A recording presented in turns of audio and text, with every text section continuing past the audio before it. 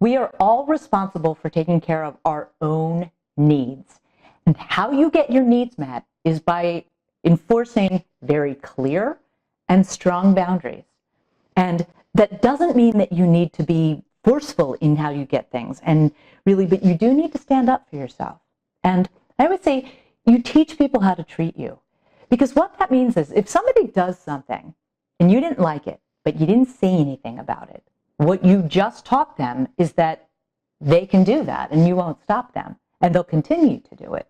But if you didn't like it, and now each time they do it, it bothers you every time, and it's festering and it's building and it's building, now it's much harder to say, hey, I don't like that. And what ends up happening is you usually blow your top like a pressure cooker, right? And you're like, don't do that. And now you're angry, and now it starts, and they're going, whoa, what? I've always done that. What do you mean you don't like it?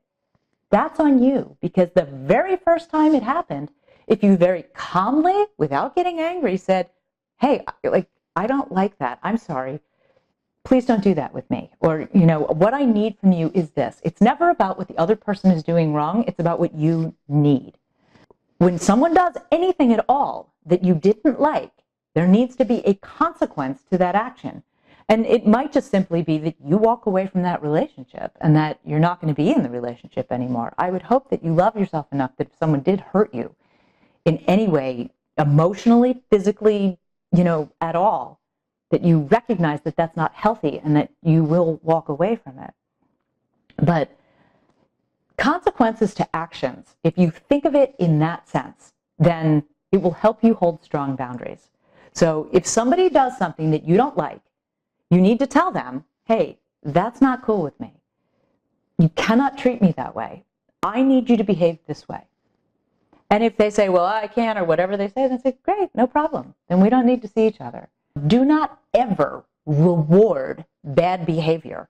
And what I mean by that is if somebody behaves badly or treats you badly, and you allow them to get what they want anyway, you've just rewarded that bad behavior.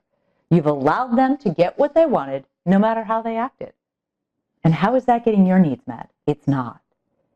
And it might sound like really simple stuff, but it's unbelievable to me how many people let people walk all over them.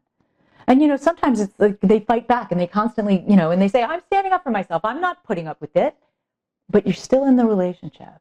Standing up for yourself doesn't mean engaging in an argument and perpetuating the argument. Standing up for yourself means drawing a hard boundary of, that is not okay with me. And you can do it in a really calm sense. I'm sorry. I can't be around someone who's going to act that way. That doesn't work for me. I need to go be by myself for a while.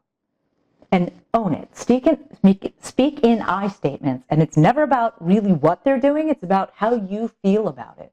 Because, if you scold somebody, they get defensive, right? So you can't scold them. I'm not saying scold them. But in taking care of your own needs, you need to recognize that you teach people how to treat you, that there are consequences to actions, and you need to enforce that calmly, and never, ever reward bad behavior. I'm Donna Barnes. Don't forget to subscribe, like, and share my videos if you find them helpful. Thanks.